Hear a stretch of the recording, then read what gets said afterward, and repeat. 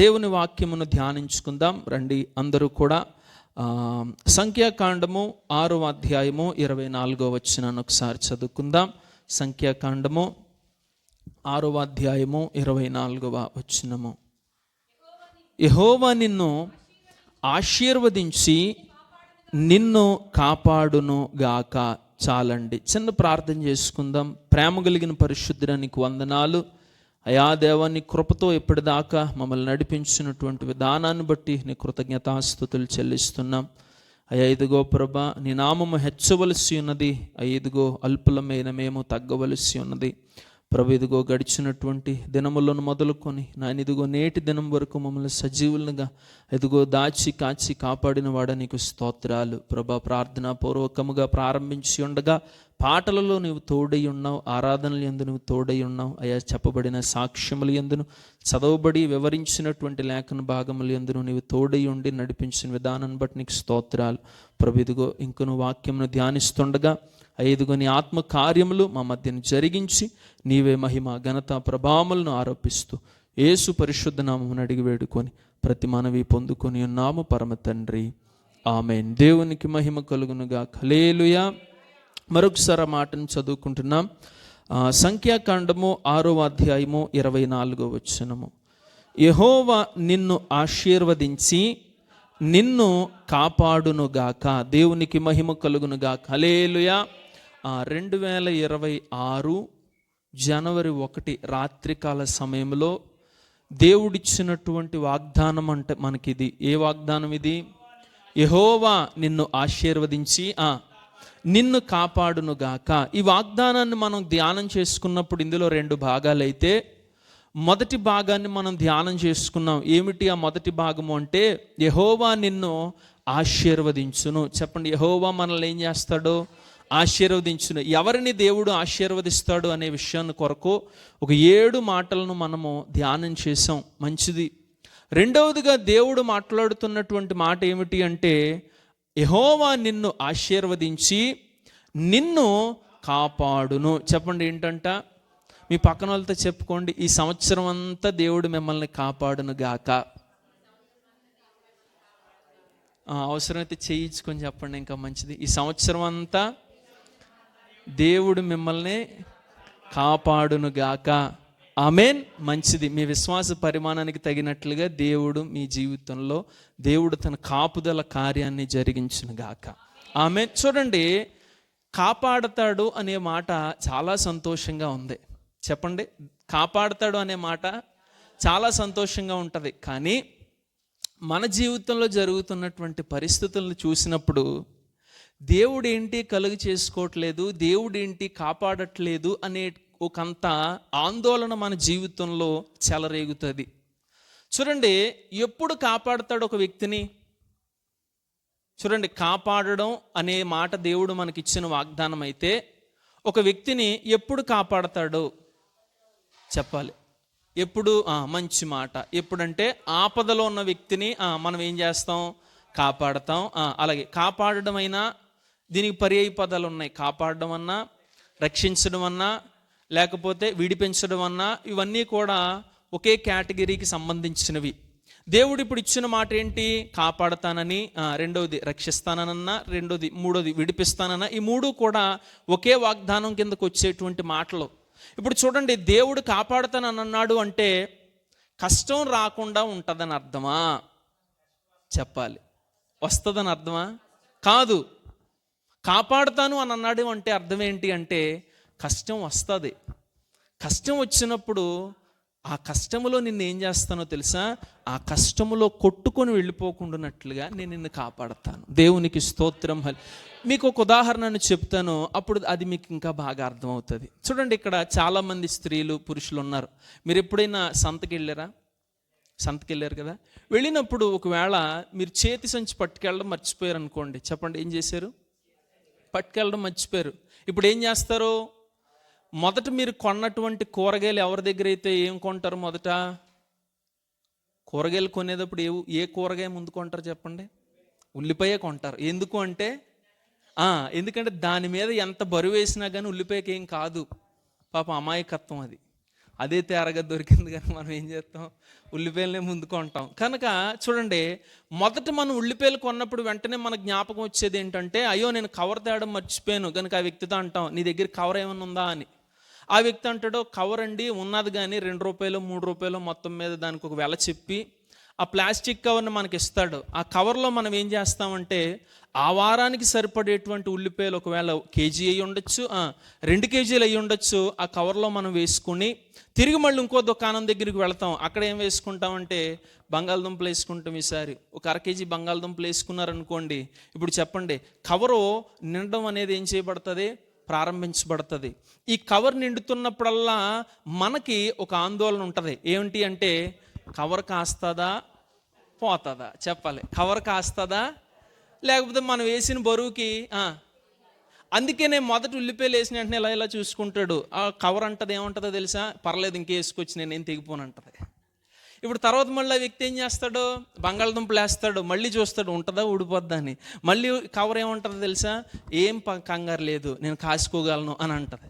ఇప్పుడు మళ్ళీ ఆ కవర్ ఇచ్చినటువంటి ఆ మాటను బట్టి ఏం చేస్తాడంటే, బెండకాయలు కొంటాడు, టమాటాలు కొంటాడు, వంకాయలు కొంటాడు, అల్లం కొంటాడు, పచ్చిమిరపకాయలు కొంటాడు. అన్నీ కొన్న తర్వాత అప్పుడు తిరిగి మళ్ళీ ఒక్కసారి ఏం చేస్తాడు చెప్పాలి. అప్పుడు కవర్ ఏం చేయబడుతుంది, నిండిపోయి ఉంటుంది. తిరిగి మళ్ళీ అప్పుడు ఏం చేస్తాడో తెలుసా, ఇలాగిలా చూస్తాడు. ఇలా గనక చూసినప్పుడు ఒకవేళ ఆ కవర్ మీద గనుక అనుమానం వచ్చిందనుకోండి, ఇప్పుడు ఆ కవర్ని ఏం చేస్తాడు చెప్పాలి. వెంటనే ఏం చేస్తాడో తెలుసా, ఎప్పుడైతే కవరు ఒకవేళ చిరిగిపోతుంది అనే అనుమానం వచ్చిందనుకోండి, తన చేయి తీసుకొని ఆ కవర్ కింద పెడతాడు. దేవునికి స్తోత్రం. కాదంటారా, మీ జీవితంలో చాలాసార్లు పడిపోయే క్షణంలో ఆ కవర్ కింద చేతులు పెట్టినటువంటి సందర్భాలు ఎన్ని లేవు మన జీవితంలో. దేవుడు కూడా అంట ఒక వ్యక్తిని కాపాడడం కూడా అదే రీతిలో ఉంటుందంట. అంటే ఏంటి, మన జీవితంలో శ్రమ రాదనా, మన జీవితంలో ఇరుకు రాదనా, మన జీవితంలో ఇబ్బంది రాదనా, కాదు, వస్తాయి. వచ్చినప్పటికే కూడా నేను ఏం చేస్తానో తెలుసా, వాటి నుండి నిన్ను విడిపిస్తా, వాటి నుండి నిన్ను రక్షిస్తా, వాటి నుండి నిన్ను కాపాడతాను. చూడండి, ఇర్మియా గ్రంథంలో ఓ మంచి మాట ఉంటుంది. చూడండి, ఇర్మియా గ్రంథము 1వ అధ్యాయాన్ని కనుక మనం చూసినట్లయితే, ఇర్మియా గ్రంథము 1వ అధ్యాయము, ఇర్మియా గ్రంథము 1వ అధ్యాయము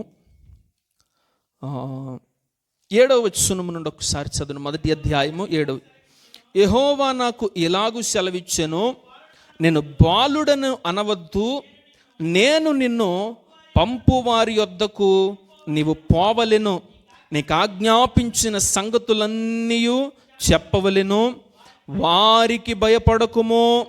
చూడండి, నిన్ను విడిపించుటకు నేను నీకు తోడై ఉన్నాను. దేవునికి స్తోత్రం. హల్లెలూయా. చూడండి, ఇర్మియాతో దేవుడు అంటున్నాడు, అయ్యా, తల్లి గర్భమునందు రూపింపబడక మునిపే నేను నిన్ను ఎరిగి తిని, నేను నిన్ను ప్రవక్తగా నియమించి తిని, నీ మీద నేను ఒక భారం పెట్టదలిచాను. అదేంటంటే, పాడైపోతున్నటువంటి పాపం వైపు పరుగులు పెడుతున్నటువంటి ప్రజల దగ్గరికి వెళ్ళి నువ్వేం చేయాలో తెలుసా, వారి పాపమును గూర్చి వారికి హెచ్చరించి ఆ పాపపు జీవితం నుంచి విడిపించబడేటట్లుగా వారికి నువ్వేం చేయాలి అంటే బోధించాలి. కానీ దేవుడు అంటున్నాడు, ఇదిగో భయపడకు, వారి ముందు చెప్పేటప్పుడు నువ్వేం చేయకూడదు అంటే భయపడకూడదు, నిన్ను విడిపించడానికే నేను నీకు తోడైను. దాని అర్థం ఏంటో తెలుసా, నువ్వు ఎప్పుడైతే వాళ్ళకి చెబుతావో వాళ్ళు ఏం చేస్తారో తెలుసా, నిన్ను కొట్టడానికి చూస్తారు, నిన్ను గోతులోకి తోయడానికి చూస్తారు. అయినప్పటికీ కూడా భయపడకు, నిన్ను విడిపించడానికే నేను నీకు తోడుగా ఉన్నాను. చూడండి, దేవుడు మన జీవితంలో ఇస్తున్న వాగ్దానం అదే. దేవుడు మనల్ని ఆశీర్వదించి మన జీవితంలో వస్తున్న కష్టాన్ని బట్టి, ఇబ్బందిని బట్టి, ఇరుకును బట్టి అలాగే వదిలేయడంట. వాటి నుండి మనల్ని ఏం చేస్తాడో తెలుసా, కాపాడతాడు. అంతే తప్ప దేవుడు వాగ్దానం ఇచ్చాడు కదా అని చెప్పి కష్టాలు రాకుండా ఆగిపోతాయా, ఆగో. ఇరుకులు రాకుండా ఆగిపోతాయా, ఆగో. ఇబ్బందులు రాకుండా ఆగిపోతాయా, ఆగో. వస్తాయి. వచ్చినా వాటి నుండి దేవుడు ఏం చేస్తాడో తెలుసా, విడిపిస్తాడు. అందుకే అంటాడు, శ్రమ అనుభవం కొరకే నేను మిమ్మల్ని పిలిచి తిని. దేవుడు మనల్ని ఎందుకు పిలిచాడు, శ్రమ పడ్డానికే పిలిచాడంట దేవుడు. కానీ శ్రమ పడినప్పుడు ఆ శ్రమలో తగినటువంటి విడుదలను కూడా దేవుడే మనకు అనుగ్రహిస్తాడు. దేవునికి స్తోత్రం, హల్లెలూయా. మంచిది. చూడండి, దేవుడు శ్రమ వచ్చినప్పుడు మనల్ని ఆ శ్రమలో నుండి ఏం చేస్తానన్నాడు చెప్పాలి. ఏమన్నాడు? అందరూ సమాధానం చెప్పాలి. ఏమన్నాడు? కాపాడుతానన్నాడు. మర్చిపోకూడదు కదా. ఇప్పుడు శ్రమ వచ్చినప్పుడు దేవుడు విడిపించేది ఎవరిని విడిపిస్తాడు? ఎవరిని పడితే వాళ్ళని విడిపిస్తాడా? మరి ఎవరిని విడిపిస్తాడు?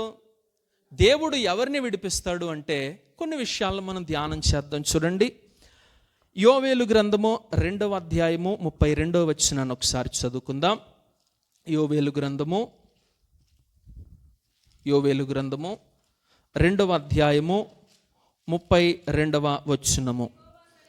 యెహోవా సెలవిచ్చున్నట్లు సియోను కొండ మీదను యెరూషలేములోను తప్పించుకొని వారందరూ శేషించిన వారిలో యెహోవా పిలుచువారు కనబడుదురు.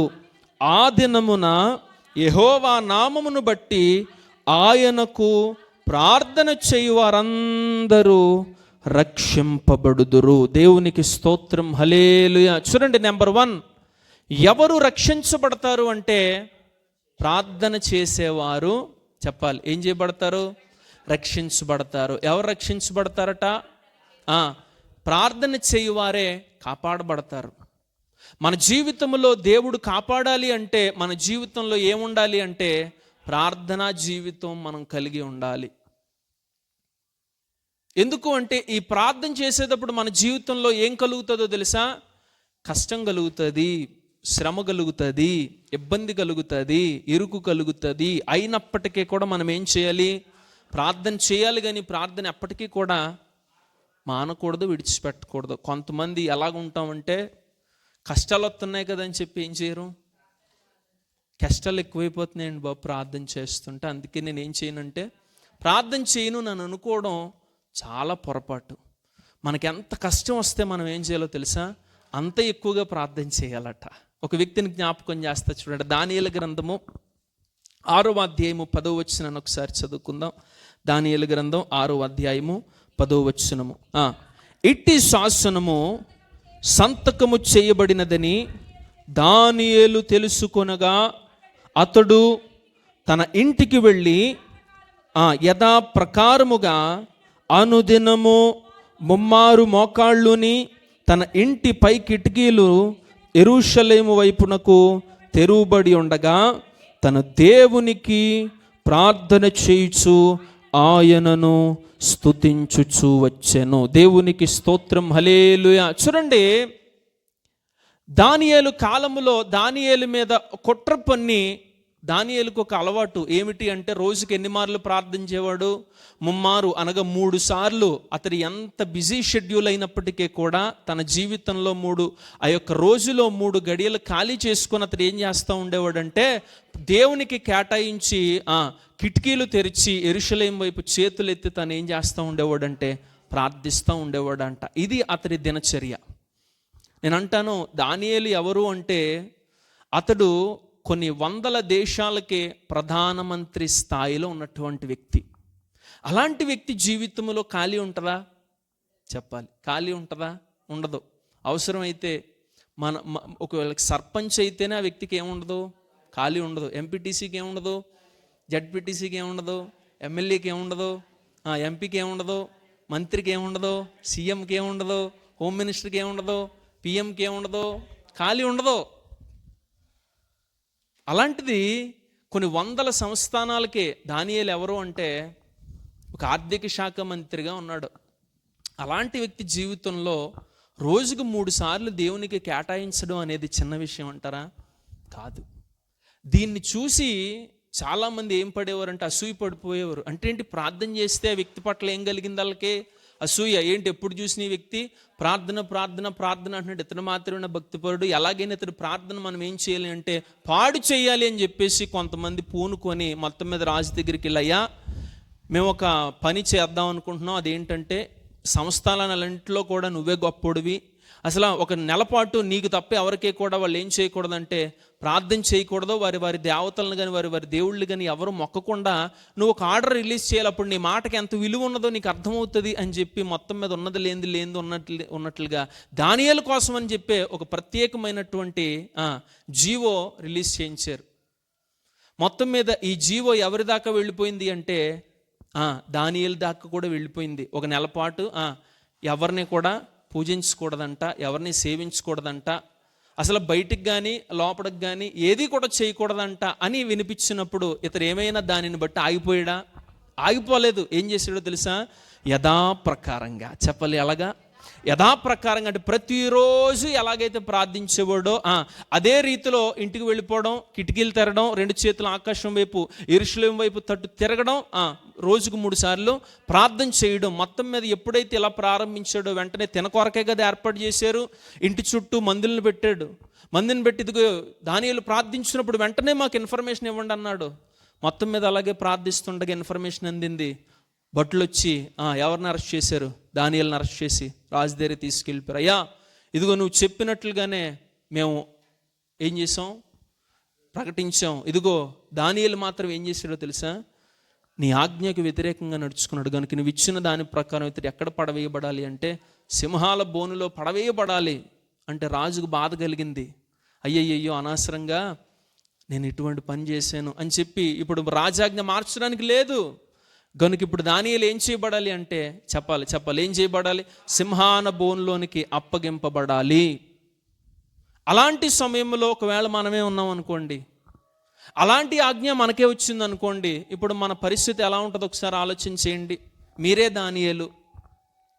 ఒక 1 నెల రోజుల పాటు దేవుని మందిరానికి ఎవరు వెళ్ళకూడదని కానీ, దేవునికి ఎవరు ప్రార్థించకూడదని కానీ ఒకవేళ జీవో కనుక పాస్ అయితే మీరైతే ఏం చేస్తారు చెప్పండి?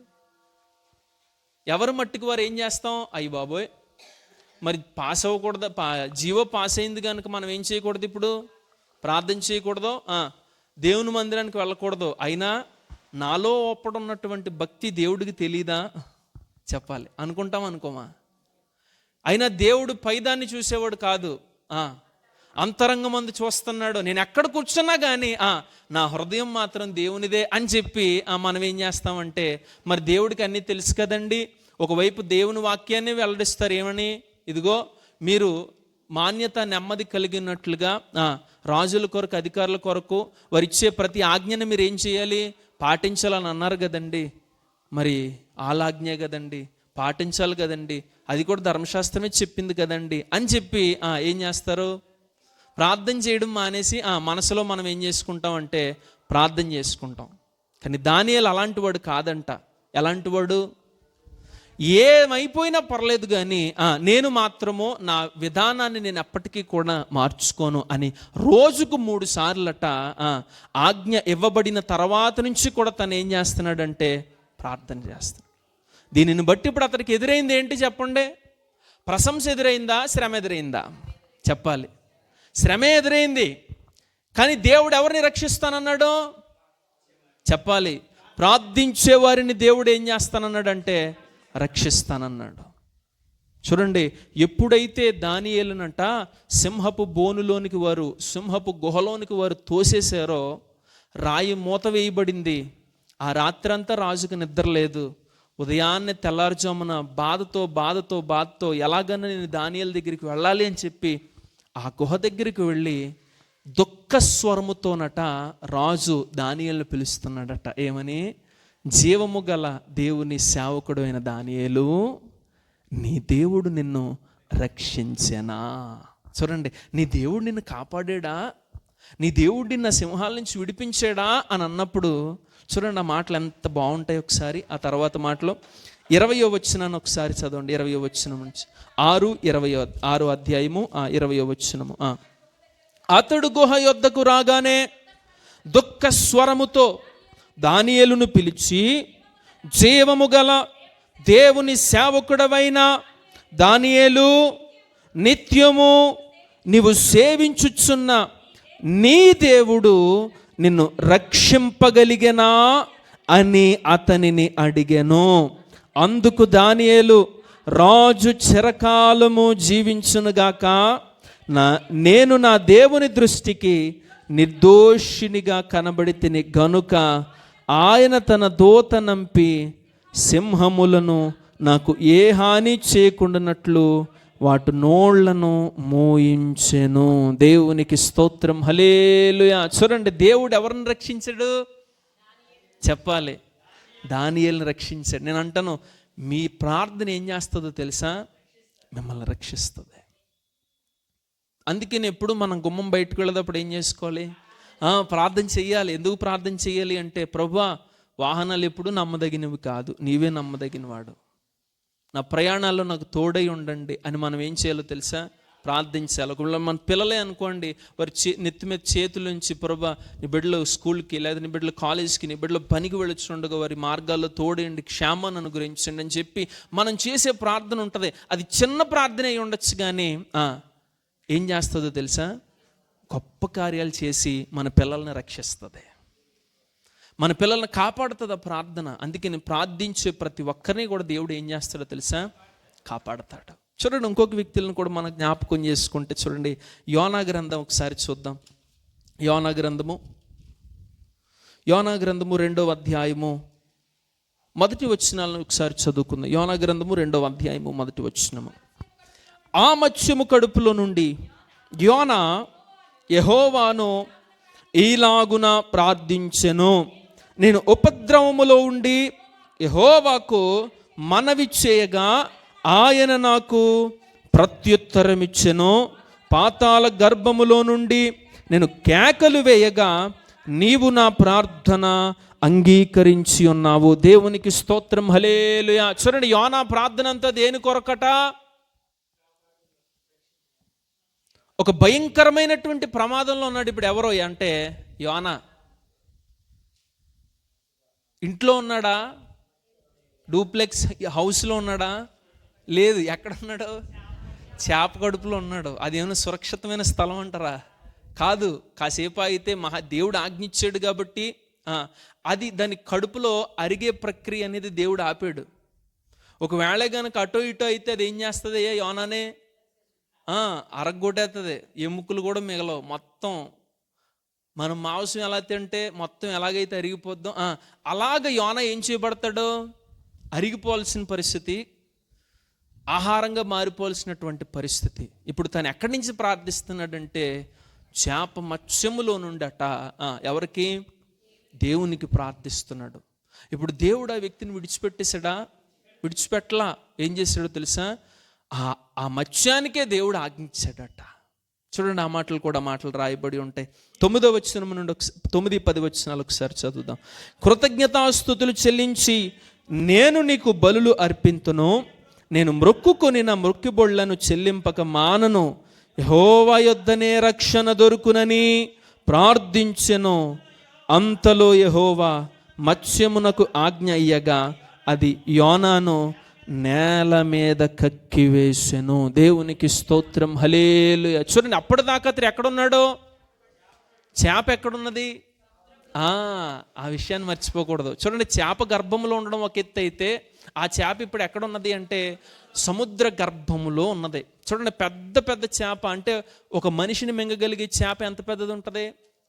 నేను ఒకసారి చెప్పాను యోనా గ్రంథాన్ని వివరిస్తూ, ఆ రోజు యోనాను మింగిన చేప ఎంత ఉంటుందంటే 2 స్కూల్ బస్సులు ఎంత పొడుగు ఉంటాయో అంత పెద్ద చేప. అంత పెద్ద చేప పైపైన తిరుగుతుంది అంటారా? తిరగదు. ఎక్కడికి వెళ్ళిపోద్ది? అడుగుకి వెళ్ళిపోద్ది. అంటే చూడండి, 1 చేప కడుపులో ఉన్నాడో, 2 ఇప్పుడు ఆ చేప అడుగు భాగంలో ఉన్నది. అక్కడ ఎంత పీడనం ఉంటుంది, ఎంత ప్రెషర్ ఉంటుంది అక్కడ. అటువంటి స్థితిలో ఉండి ఏం చేస్తున్నాడో తెలుసా? దేవుడికి ప్రార్థిస్తున్నాడు. దేవుడు యోనా చేసిన ప్రార్థనను బట్టి ఏం చేశాడో తెలుసా? యోనాను రక్షించాడు. చూడండి, మనం కూడా మన జీవితంలో ఉపద్రవాలలో ఉన్న పరిస్థితులు ఉంటాయి. అలాంటి సమయంలో మన వాగ్దానాన్ని ఎత్తిపెట్టి ఏం చేయాలి?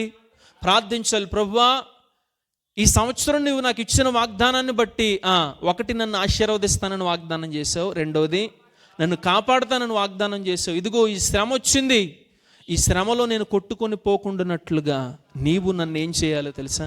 కాపాడాలని చెప్పి అప్పటికప్పుడు మనము వాగ్దానాన్ని ఎత్తిపెట్టి ప్రార్థించాలి.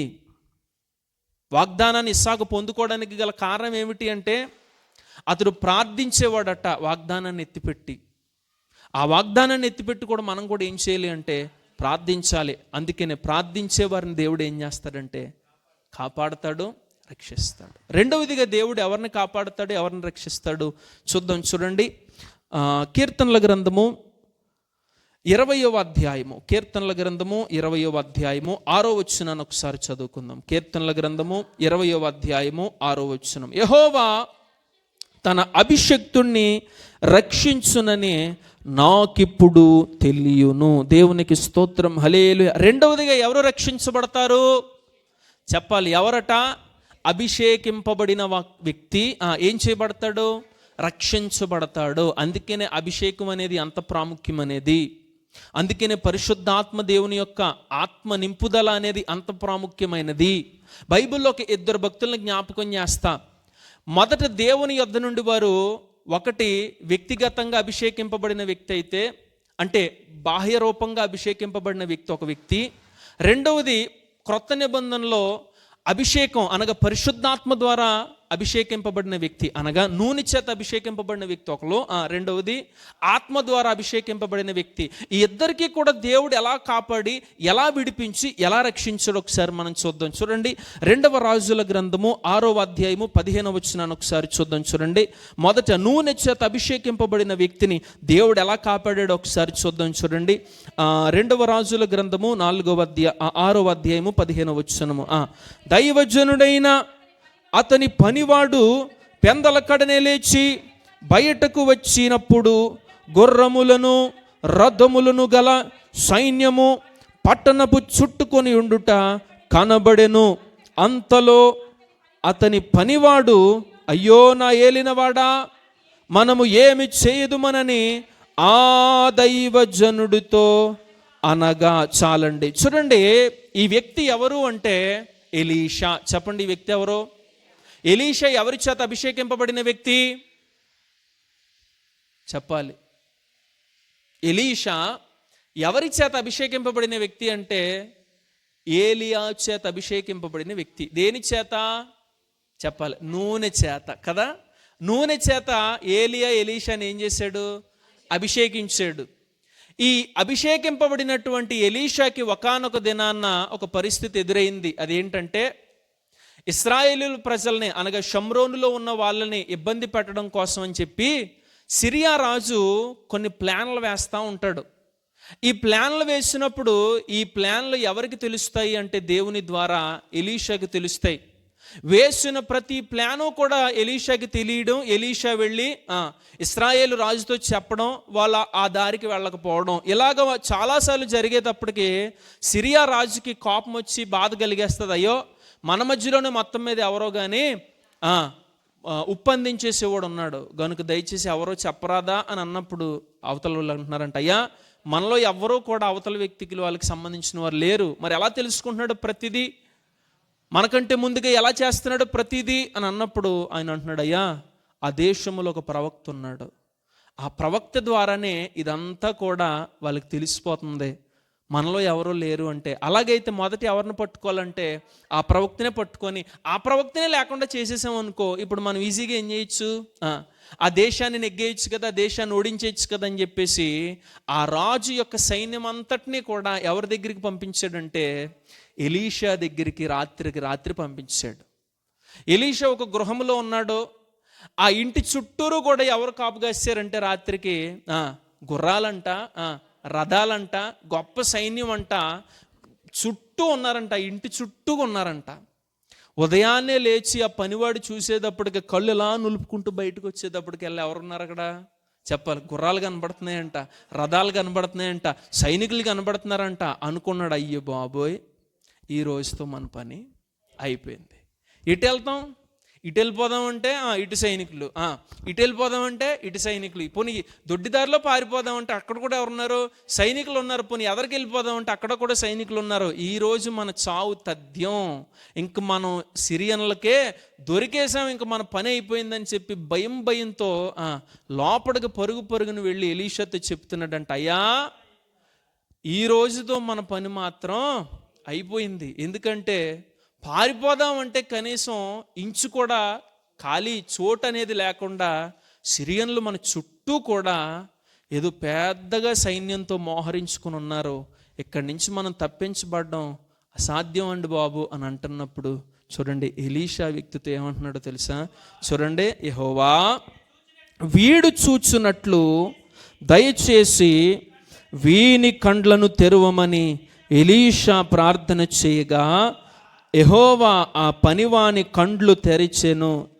గనుక వాడు ఎలీషా చుట్టూను పర్వతము అగ్ని గుర్రముల చేత రథముల చేతను నిండియుండుట చూచెను. దేవునికి స్తోత్రం, హల్లెలూయా. చూడండి ఆ సీన్ ఎంత బాగుంటుందో ఒకసారి ఆలోచన చేయండి.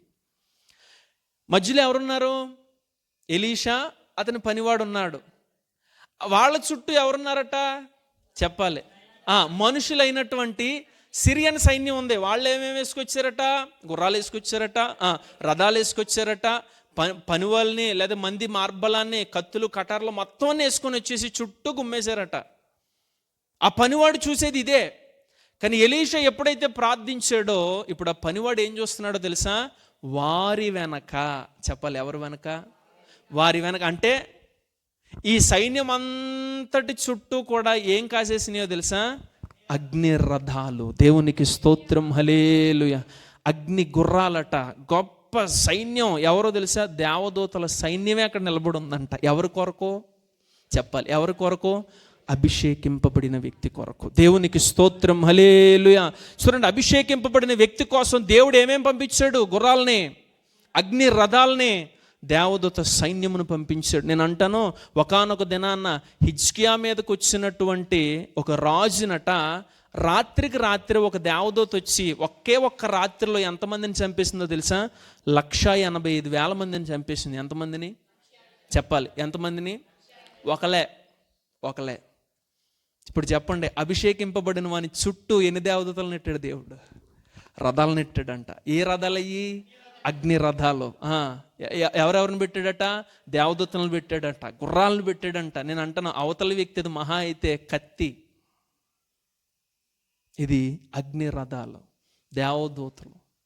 చూడండి, ఏది బలమైంది అంటారు ఇప్పుడు? చెప్పాలి. ఏది శక్తివంతమైనది చెప్పండి ఇప్పుడు? దేవదూతల ముందు మనుషుడు నిలవగలుగుతాడా? ఒక్క రాత్రిలోనే 185,000 మందిని చంపేయగలిగింది ఒకే ఒక్క దేవదూత. అలాంటిది ఎన్ని వేల దేవదూతలు అక్కడికి వచ్చి ఉండుంటాయి ఒకసారి ఆలోచన చేయండి. ఎవరి కొరకు తెలుసా? ఒక్క అభిషేకింపబడిన వ్యక్తి కొరకు. నేను అంటాను, ఆ అభిషేకం మీ జీవితంలో మీరు ఎప్పుడైతే పొందుకొని జీవిస్తారో దేవుడు మిమ్మల్ని నిశ్చయంగా ఏం చేస్తాడో తెలుసా? కాపాడతాడు. అభిషేకింపబడిన వాడిని ఎలాగైనా కాపాడతాడు. చెప్పండి, ఎలాగంట? ఎలాగైనా కాపాడతాడు. కాపాడడం కాదు, ఎలాగైనా కాపాడతాడు. అవసరమైతే ఏది చేసైనా కాపాడతాడు. అవసరమైతే ఆయనే దిగి వస్తాడు. ఎవరిని కాపాడడానికే? అభిషేకింపబడిన వ్యక్తికి శ్రమలు రావా? వస్తాయి. ఇబ్బందులు రావా? వస్తాయి. కష్టాలు రావా? వస్తాయి. వచ్చినప్పటికీ దేవుడు ఆ వ్యక్తిని కాపాడతాడు. ఈ వ్యక్తి ఎవరు అంటే, నూనె చేత అభిషేకింపబడిన వ్యక్తిని దేవుడు ఎలా అభిషేకించాడు, కాపాడాడట? అగ్ని రథాలు, అగ్ని గుర్రాలతో సంరక్షించి కాపాడాడు. కొత్త నిబంధనలో కూడా ఇంకో వ్యక్తి ఉన్నాడు. ఆ వ్యక్తిని ఒకసారి చూద్దాం. చూడండి, అపోస్తుల కార్యముల గ్రంథము 12వ అధ్యాయము 4 నుండి 6 వచనాలు ఒకసారి చదువుకుందాం.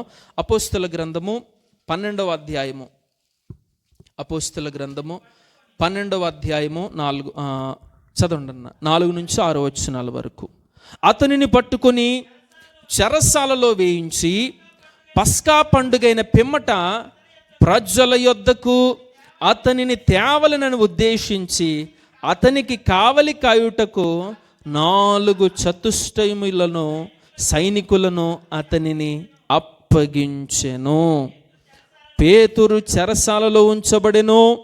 సంఘమైతే అతని కొరకు అత్యాశక్తితో దేవునికి ప్రార్థన చేయుచుండెను. హేరోదు అతనిని వెలుపలికి తీసుకొని రావలెనని ఉండగా ఆ రాత్రియే పేతురు 2 సంకెళ్లతో బంధింపబడి 2 సైనికుల మధ్య నిద్రించుచుండెను. చాలండి. చూడండి, ఎవరు ఈ వ్యక్తి అంటే చెప్పాలి. ఎవరు? పేతురు. ఈ వ్యక్తి ఎవరు అంటే అది అది అది మర్చిపోకూడదు మనం. మొదటి వ్యక్తి ఎవరు అంటే నూనెతో అభిషేకింపబడిన వ్యక్తి అయితే, రెండవది ఎవరు అంటే ఆత్మతో అభిషేకింపబడిన వ్యక్తి. ఎవరు? పేతురు. పేతురు జీవితంలో కష్టాలు వచ్చినాయా రాలేదా? వచ్చినాయా రాలేదా? ఏం చేస్తే కష్టాలు వచ్చినాయి? అన్యాయం చేస్తే కష్టాలు వచ్చినాయా? న్యాయం చేస్తే కష్టాలు వచ్చినాయా? దెయ్యాలను వెళ్ళగొడితే కష్టాలు వచ్చినాయా? దెయ్యాలతో జీవిస్తే కష్టాలు వచ్చినాయా? కదా. అంటే మంచి చేస్తే, న్యాయం చేస్తే వ్యక్తికి ఏమొచ్చినాయి? మన జీవితంలో కూడా అంతే. మనం ఎప్పుడైతే నీతిగా, యథార్థంగా, భక్తిగా ఉంటామో మన జీవితంలో ఏమొస్తాయి తెలుసా? కష్టాలు వస్తాయి. కష్టాలు వచ్చినప్పుడు దాన్ని బట్టి మనం ఏమర్థం చేసుకోవాలి తెలుసా? మనం వెళ్ళే దారి సరైందే అని చెప్పి ఎప్పటికప్పుడు మనల్ని మనం ధైర్యపరచుకోవాలి. మనం వెళ్ళే దారి అప్పటికప్పుడు సరైంది. శ్రమ కలుగుతుందా? అలాగైతే నేను వెళ్ళే దారి సరైంది. చూడండి, విశాల మార్గానికి వెళ్ళేవారు చాలామంది ఉంటారు, ఇరుకు మార్గానికి వెళ్ళేవారు కొద్దిమంది ఉంటారు. ఆ ఇరుకు మార్గం మనల్ని ఎక్కడికి నడిపిస్తుంది తెలుసా? పరలోకానికి నడిపిస్తుంది. దేవునికి స్తోత్రం, హల్లెలూయా. చూడండి, పేతురు జీవితంలో కూడా అటువంటి పరిస్థితే. హేరోదంట యూదుల్ని సంతోషపెట్టడం కోసం ఏం చేశాడంటే పేతురుని అరెస్ట్ చేయించి, మొత్తం మీద పస్కా పండుగ ఆ టైంలో కనుక మొత్తం మీద పేతురుని ఏదో చేద్దాం, అప్పుడు యూదులు మనల్ని ఏం చేస్తారు అంటే పొగుడుతారు, యూదులు మనకి సపోర్ట్గా మారతారు అని చెప్పి పేతురునట అక్కడ రాయబడి ఉన్నది. ఎన్ని చతుష్టములు? 4 చతుష్టములు. అనగా కింద రాయబడి ఉన్నది 14 మంది. అనగా 14 మంది ప్రొటెక్షన్తో పేతురు ఎక్కడికి పారిపోకుండానట్లుగా ఒక చెరసాలలో 2 ఖైదీలు అటు ఇటు ఉండి ఆ రాత్రి అతన్ని కాస్తున్నారు. ఇప్పుడు చెప్పండి, పేతురు దేని నిమిత్తం శ్రమ ఎదుర్కొంటున్నాడు? చెప్పాలి. దేని నిమిత్తం హింసను ఎదుర్కొంటున్నాడు? దేని నిమిత్తం తన జీవితంలో బాధను ఎదుర్కొంటున్నాడు? దేవుని కొరకు కాదా? ఎదుర్కొంటున్నాడా? ఎదుర్కోవట్లేదా? కదా. ఇప్పుడు దేవుడు ఆ వ్యక్తిని ఏం చేయాలి? ఎస్, అదే జరిగింది. చూడండి, తర్వాత మాటలు ఏం రాయబడి ఉన్నది? ఇదిగో 7 నుంచి 14 వచనాల వరకు. ఇదిగో ప్రభువు దూత అతని దగ్గర నిలిచెను, అతడుండిన గదిలో వెలుగు ప్రకాశించెను. దూత పేతురు పక్కను తట్టి త్వరగా లెమ్మని చెప్పి అతని లేపగా సంకెళ్ళు అతని చేతుల నుండి ఊడిపడెను. దేవునికి స్తోత్రం, హల్లెలూయా. చూడండి, అప్పటిదాకా చేతులకి ఏమున్నాయి? అటు ఇటు ఎవరున్నారు? బయట ఎవరున్నారు? 14 మంది సైనికులు ఉన్నారు. దాంతోడు ఒక ఇనప గేట్ ఉంది. తిరిగి మళ్ళీ లోపల అతని చేతులకి సంకెళ్ళు ఉన్నాయి. తిరిగి మళ్ళీ కుడివైపున ఒకలో, ఎడమ వైపున ఒకలో సైనికులు ఉన్నారు. ఇలాంటి పరిస్థితుల్లో దేవదూత వచ్చి, పేతురు లేగి వెళ్ళిపోతున్నాడు, బయటికి వెళ్ళిపోదాం అని పిల్లల్ని ఎలాగైతే బయటికి తీసుకెళ్తారో అలాగంట పడుకుంటున్నటువంటి పేతురుని లేపి పక్క తట్టి నన్నాడు వెళ్ళిపోతున్నాడు అని చెప్పి పేతుర్ని తీసుకెళ్తుండగా చేతులకున్న సంఖ్యలు ఏమైపోయాయో తెలుసా? విడిపోయాయి. చూడండి, మన జీవితంలో కూడా ఎదుర్కొంటున్నటువంటిది ఏదైనా కానీ తీసివేయడానికే ఆయనకి ఒక్క క్షణం చాలు. మీ జీవితంలో ఎదుర్కొంటున్నటువంటి శ్రమ ఏదైతే ఉందో, ఇబ్బంది ఏదైతే ఉందో రాదని నేను చెప్పను, వస్తాయి. కానీ వచ్చినప్పుడు వాటి నుండి విడిపించడానికి దేవుడే మనకు సహాయం చేస్తాడు. చూడండి, మనుషులు ఎవ్వరు మనకి సహాయం చేసినా చేయకపోయినా దేవుని యొద్ద నుండి వచ్చే సహాయము నమ్మదగింది. అది వెల చెల్లించక్కర్లేదు, ఫ్రీ. అవసరమైతే ఒక వ్యక్తి మనకు సహాయం చేశారంటే ఏం ఆశిస్తాడు తిరిగి మళ్ళీ? కానీ దేవుడి దగ్గర అదేం ఉండదు. దేవుడు అలాంటి సహాయాన్ని మనకు అనుగ్రహిస్తాడు. దేవుడు కాపాడితే అదే రీతిలో ఉంటుంది. పాపం మొత్తం మీదకి పేతురికి అర్థం అవ్వలేదు, నిద్రపోయాను కదా, కల ఉండి ఉంటుందిలే అని చెప్పి ఏం చేశాడట? ఆ మాటలు చదవండి ఒకసారి. ఆ మాటలు మళ్ళీ. మొదటి కావలి రెండవ కావలిని దాటి పట్టణమునకు పోవు ఇనుప గవిని యొద్దకు వచ్చినప్పుడు తెరిచెను.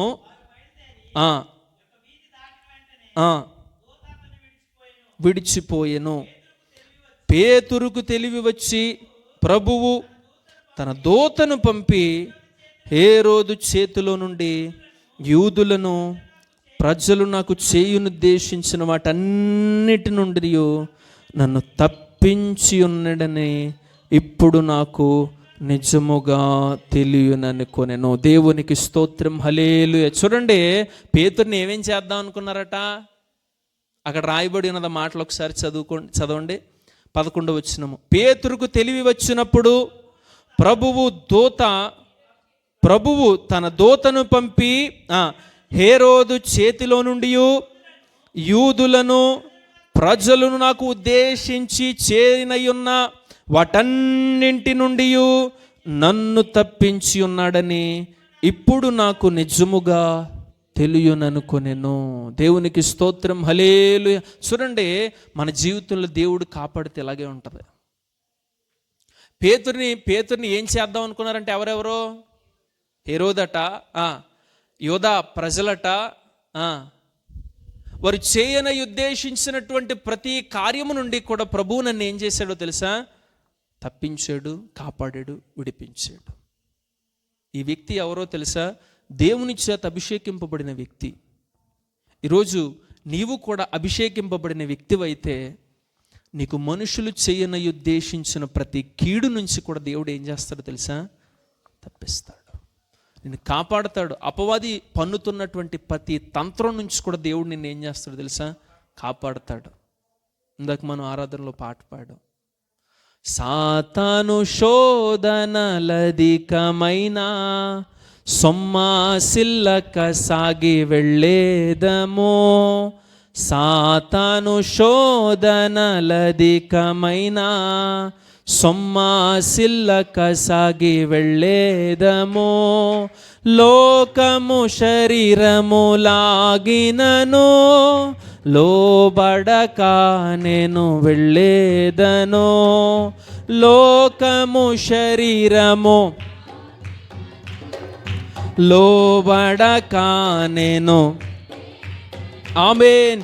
యేసు చాలును, హల్లెలూయా. యేసు చాలును, హల్లెలూయా. ఏ సమయమైనా ఏ స్థితికైనా నా జీవితములో యేసు చాలును, హల్లెలూయా. ఎవరో? సాతాను శోధనలు అధికమైన సొమ్మసిల్లక. ఇది దేవుడు కాపాడితే వచ్చే భాగ్యం. మొదట ఎవరిని దేవుడు కాపాడతాడు అంటే ఎవరినట? ప్రార్థించే వారిని దేవుడు కాపాడతాడు. రెండవదిగా దేవుడు ఎవరిని కాపాడతాడంటే అభిషేకింపబడిన వ్యక్తిని దేవుడు ఏం చేస్తాడంటే కాపాడతాడు. మూడవదిగా దేవుడు ఎవరిని కాపాడతాడు ఒకసారి చూద్దాం. చూడండి, కీర్తనల గ్రంథము 18వ అధ్యాయము 27వ వచనాన్ని ఒకసారి చదువుకుందాం. కీర్తనల గ్రంథము 18వ అధ్యాయము 27వ వచనము. శ్రమపడు వారిని నీవు రక్షించదవు, గర్విష్ఠులకు విరోధివై వారిని అణిచివేసదవు. దేవునికి స్తోత్రం, హల్లెలూయా. మూడవదిగా దేవుడు ఎవరిని రక్షిస్తాడట? చెప్పాలి. ఎవరిని? శ్రమపడు వారిని. శ్రమపడు వారిని దేవుడు ఏం చేస్తాడు? రక్షిస్తాడు. శ్రమ అంటే ఏంటి? నేను మిమ్మల్ని అడుగుతున్నా, శ్రమ అంటే ఏంటి? దేన్ని శ్రమ అంటారు? చెప్పాలి. దేన్ని శ్రమ అంటారు? ఈ వచ్చిన అర్థం ప్రకారము శ్రమ అని దేనిని సూచిస్తున్నది అంటే, చూడండి, ఒక వ్యక్తి ఉన్నాడు. ఆ వ్యక్తి పొద్దున్న పనికి జాయిన్ అయ్యి ఆ యజమానుడు చెప్పినటువంటి ప్రతి పని కూడా చేస్తూ సాయంత్రం అయ్యేటప్పటికే అతడి చేతికి ఏమివ్వాలి? చెప్పాలి. ఇవ్వాలా? ఇవ్వకుండగా నీ దిక్కున్న చోట చెప్పుకో, నీ జీతం నేను ఇవ్వను అని అన్నాడు అనుకోండి. ఇప్పుడు చెప్పాలి, ఆ వ్యక్తికి ఏమి ఎదురైనట్టు?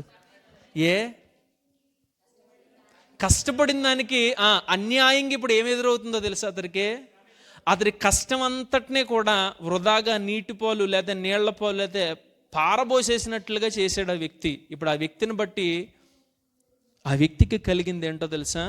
ఒక శ్రమ. ఈ లోకంలో మనకు కూడా ఇలాంటి శ్రమలు ఎదురవుతాయి. మంచికి వెళ్తే ఏం ఎదురవుతుంది అంటారు, కొంత చెడు ఎదురవుతుంది అంటారు. పుణ్యానికి వెళ్ళానమ్మా ఏం ఎదురైంది, పాపం ఎదురైందమ్మా అని చెప్పేసి సామెతలు ఉంటాయి చూసారా? అలాగే శ్రమపడు వారిని నేను ఏం చేస్తానో తెలుసా? రక్షిస్తాను. నమ్మండే విశ్వసించండి, నిర్నిమిత్తముగా ఎవరి చేతైనా శ్రమ పెట్టబడుతున్నారా, దేవుడు మిమ్మల్ని నిశ్చయంగా విడిపించబోతున్నాడు. ఆమేన్. నిశ్చయంగా నా ప్రభు మిమ్మల్ని కాపాడబోతున్నాడు. నిశ్చయంగా నా ప్రభు మిమ్మల్ని రక్షించబోతున్నాడు. ఈ 2026 సంవత్సరంలో ఎవరెవరి ద్వారానైతే మీరు శ్రమపరచబడుతున్నారో, అనగా కష్టపడినటువంటి కష్టానికి ఇదిగో మీకు ప్రతిఫలం ఇవ్వకుండా మిమ్మల్ని బాధిస్తున్నారో, ఇబ్బంది పెడుతున్నారో, నా ప్రభు మిమ్మల్ని చూస్తున్నాడు. మీ శ్రమ కలిగిన జీవితాన్ని చూస్తున్నాడు. నిశ్చయముగా వారి చేతుల్లో నుండి మిమ్మల్ని కాపాడబోతున్నాడు. ఆమేన్. చూడండి, ఇలాగ మనం జ్ఞాపకం చేసుకుంటూ ఒక జనాంగాన్ని మనం జ్ఞాపకం చేసుకోవచ్చు. ఎవరు అంటే వాళ్ళు ఇశ్రాయేల్ ప్రజలు. చెప్పండి, వాళ్ళు ఎవరు? ఇశ్రాయేల్ ప్రజలు. చూడండి, నిర్గమాకాండము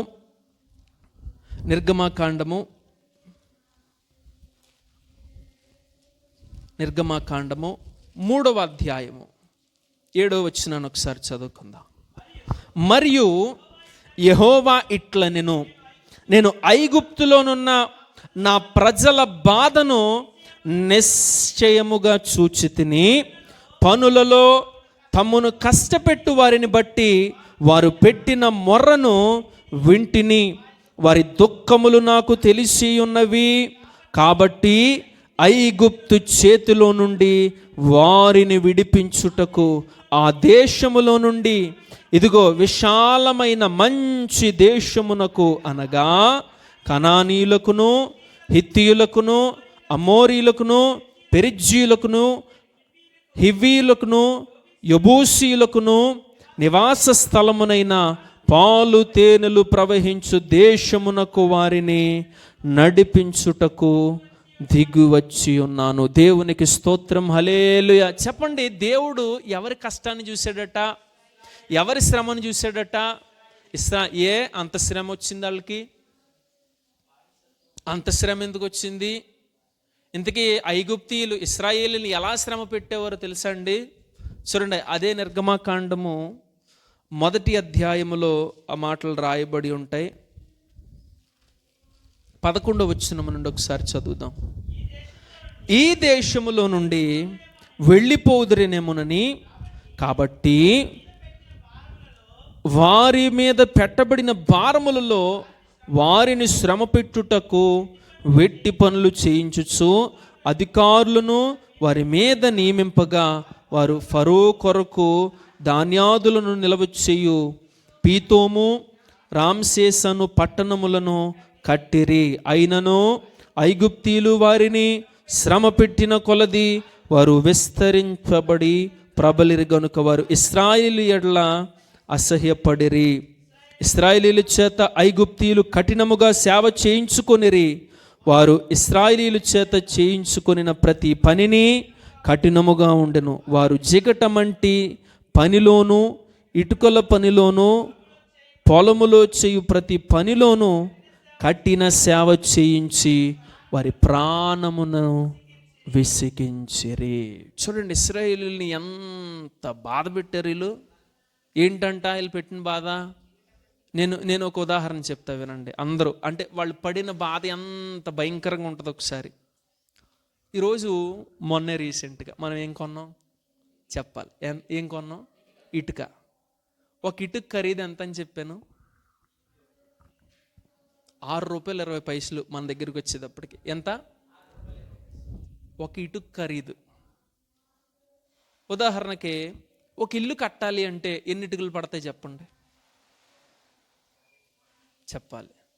ఒక ఇల్లు కట్టాలి అంటే ఎంత ఇటుక పడుతుంది? మన జీవితం మామూలుగా ఉజ్జాయింపు వేసుకుంటే ఓ 2 లోడ్లు పడతాయా? 2 లోడ్లు అంటే 10,000 ఇటుక పడుతుంది అంటారండి? పట్టదా? ఈజీగా 10,000 ఇటుక పడుతుంది. 5,000 ఇటుక అంటే ఇప్పుడు 1000 ఇటుక అంటే ఎంత అయింది? 6,200. 10,000 ఇటుక అంటే ఎంత?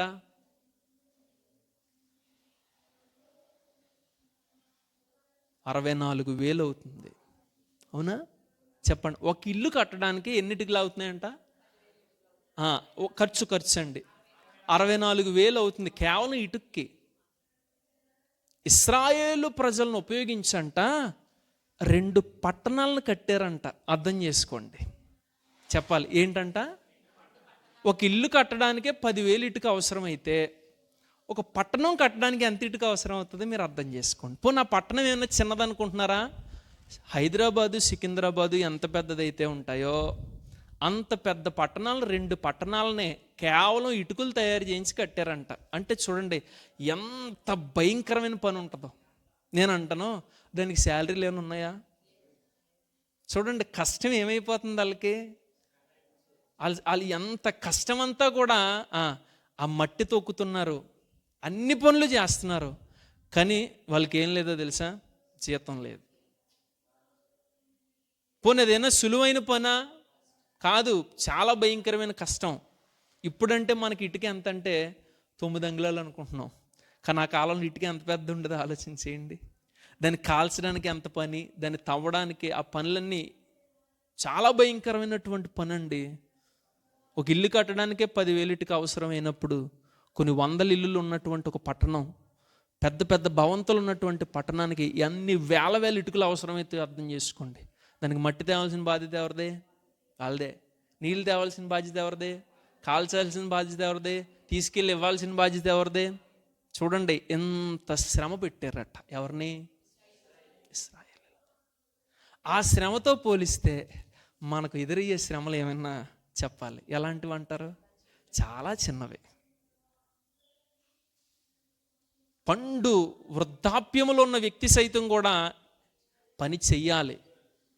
నిండు గర్భిణీ సైతం కూడా ఏం చేయాలి అంటే పని చెయ్యాలి. అంత భయంకరమైనటువంటి శ్రమలు అనుభవిస్తున్నారట. ఎవరో? ఇశ్రాయేలు ప్రజలు. దేవుడు వారిని విడిచిపెట్టాడా? విడిచిపెట్టలా. మొదట దేవుడు ఎవరిని రక్షించాడో తెలుసా? ప్రార్థించేవారిని రక్షించాడట. అలాగే అభిషేకింపబడిన వ్యక్తులను రక్షించాడట. మూడవది శ్రమపడు వారిని కూడా దేవుడు ఏం చేస్తున్నాడో తెలుసా? ఆ వ్యక్తులకు ఇంకో క్వాలిఫికేషన్ ఏం అవసరం లేదు. ఆ వ్యక్తి శ్రమ పడుతున్నాడని దేవుడు చూశాడా చాలంతే. నిశ్చయంగా ఆ వ్యక్తిని దేవుడు ఏం చేస్తాడో తెలుసా? రక్షిస్తాడు. అక్కడ మాట్లాడిన మాట ఏంటో తెలుసా? నేనే వచ్చాను ఎవరిని రక్షించడానికి? ఇశ్రాయేలును విడిపించడానికి. వాళ్ళ కష్టాన్ని నేను చూశాను. ఈరోజు మన జీవితంలో కూడా ఇటువంటి పరిస్థితులు ఎదురవుతాయి. చూడండి, ఒకే ఒక్క మాట జ్ఞాపకం చేసుకోండి. వారిని శ్రమ పెట్టిన కొలది వారు ఏం చేయబడ్డారో తెలుసా? విస్తరించారట. దేవునికి స్తోత్రం, హల్లెలూయా. చెప్పండి, శ్రమ పెట్టిన కొలది కూడా ఇశ్రాయేలు ప్రజలు ఏమయ్యారు? విస్తరించారు. మన జీవితంలో కూడా ఎంత శ్రమ అయితే ఎదుర్కొంటున్నామో అంత విస్తరణ దేవుడు ప్రభు మనకు అనుగ్రహించును గాక. ఎంత కష్టపడ్డామో దానికి తగినంత రెట్టింపు ఆశీర్వాదాన్ని కూడా ప్రభు మనకి ఇచ్చును గాక. ఆమేన్. అక్కడ రాయబడి ఉన్నది ఏమన్నా తెలుసా? వారు అనుభవించినటువంటి ఆ బానిసత్వానికి ప్రతిగా, వారు అనుభవించినటువంటి ఆ యొక్క బానిసత్వపు జీవితం అనగా కష్టభరితమైనటువంటి ఆ జీవితం, శ్రమ పెట్టబడినటువంటి ఆ జీవితానికి బదులుగా నేను ఏమిస్తానో తెలుసా? వారికి పాలు తేనెలు ప్రవహించు దేశాన్ని నేను వారికి ఇస్తా. ఈరోజు దేవుని కొరకు, దేవుని సేవ కొరకు, లేకపోతే దైవికంగా ఎదుగుతున్నప్పుడు పాపం చేయకుండా నీతిగా యథార్థంగా నిలుచున్నందుకు ఈరోజు మన జీవితంలో శ్రమ ఎదుర్కొని ఉండొచ్చు. ఆ శ్రమను బట్టి మీరు ఎప్పుడూ కూడా ధైర్యపడద్దు. ఎంత శ్రమ పడ్డామో దేవుడు అంత ఆశీర్వదిస్తాడు. ఆమేన్. ఇశ్రాయేలు ప్రజలు ఎంత ఇబ్బంది పెట్టారో అంత ప్రబలిపోయారట. అలాగే అపవాది మనల్ని ఎంత తొక్కేద్దామని, మనుషులు ఎంత మనల్ని తొక్కేద్దామని అనుకున్నప్పటికీ కూడా దేవుడు అంతకంతకు మనల్ని పైకి తీసుకొచ్చేవాడు. ఎవరిని తీసుకొస్తాడట? చెప్పాలి. ఎవరిని? శ్రమ పెట్టిన వారు. షారా ఒక వ్యక్తిని అదే రీతిలో శ్రమ పెట్టింది. ఎవరు? హాగరు. దేవుడు విడిచిపెట్టాడా? విడిచిపెట్టలా. ఏం చేశాడు? తననే ఒక జనాంగంగా మార్చాడట. యాషావును, ఇష్మాయిలీల్ని ఏం చేశాడు? విస్తరించాడు. తనే ఒక జనాంగంగా మారిపోయేలాగా, ఒక మూల పురుషుడిగా ఇష్మాయిలీల్ని మార్చాడు. చూడండి, మనుషులు విడిచిపెట్టినప్పటికే దేవుడు విడిచిపెట్టేవాడు కాడు. అబ్రహాం ఆ రోజు నిర్దాక్షిణ్యంగా విడిచిపెట్టేశాడు. ఎవరినే? హాగర్నే. దేవుడు విడిచిపెట్టేశాడా? విడిచిపెట్టలేదు. చూచుచున్న దేవుడు అని హాగర్ దేవుడికి ఒక పేరు పెట్టింది. దేవునికి స్తోత్రం, హల్లెలూయా. యస్, దేవుడు మనల్ని చూస్తున్నాడు. ఈరోజు నువ్వు ఎదుర్కొంటున్న ప్రతి సమస్యను దేవుడు చూస్తున్నాడు. నిశ్చయంగా శ్రమ నుంచి నా ప్రభువు నేను ఏం చేస్తాడో తెలుసా? విడిపిస్తాడు. అందుకే నువ్వు మంచి మాట ఉంటుంది, కొంతకాలం మీకు ఏం ఎదురవుతుందో తెలుసా? శ్రమ ఎదురవుతుంది. తర్వాత గొప్ప వాత్సల్యముతో దేవుడు మిమ్మల్ని బలపరిచి స్థిరపరుస్తాడట. ఆమేన్.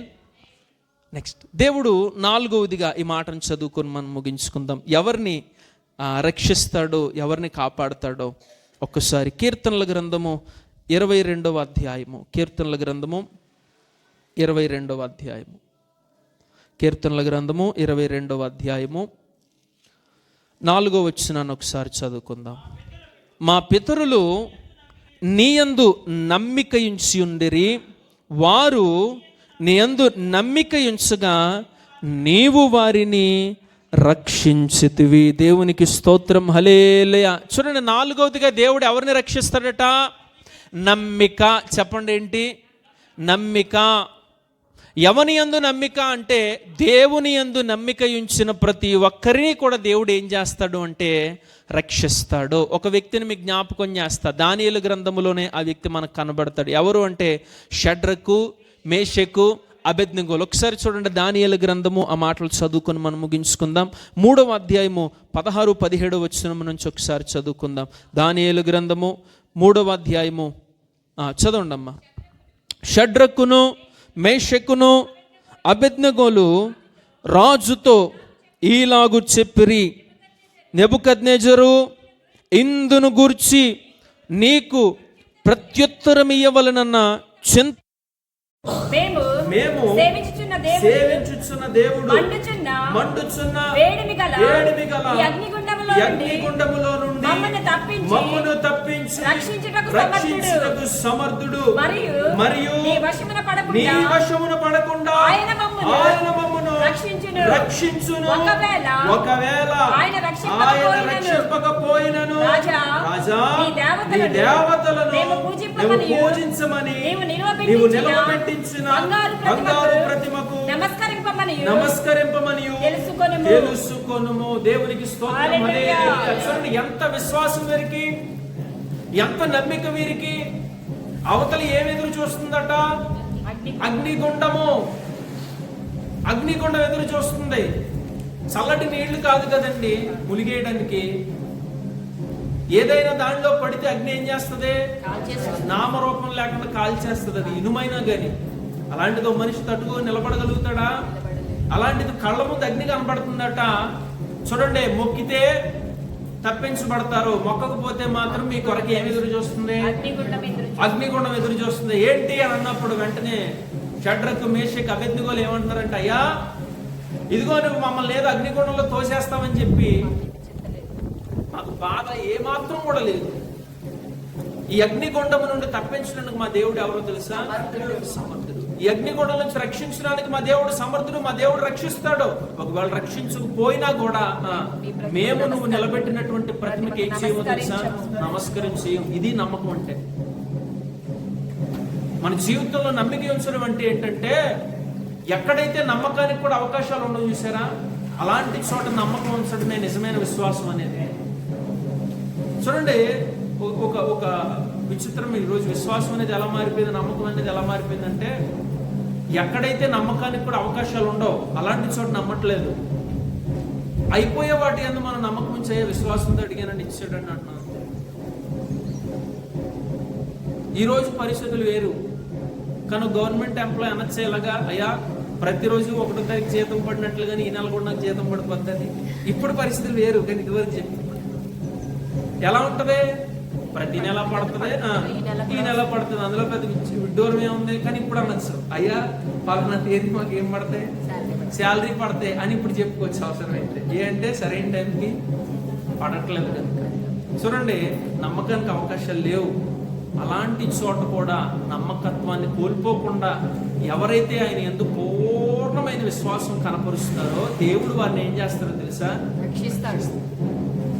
ఎప్పుడైతే రాజు వీళ్ళందరినీ తోసేసాడో, తోసేసిన వాళ్ళందరూ కూడా అగ్ని సెగకి ఏమైపోయారట? కాలిపోయి చనిపోయారట. లోపల మాత్రం ముగ్గురు తోస్తే ఎంతమంది కనబడుతున్నారంటే నలుగురు కనబడుతున్నారు. అందుకే నా పాట రాయబడి ఉంటది ఏంటి? బబులోను దేశమందున ఆ భక్తులు ముగ్గురు బొమ్మకు మొక్కనందున పట్టి బంధించి రాజు అగ్నిలో, పట్టి బంధించి రాజు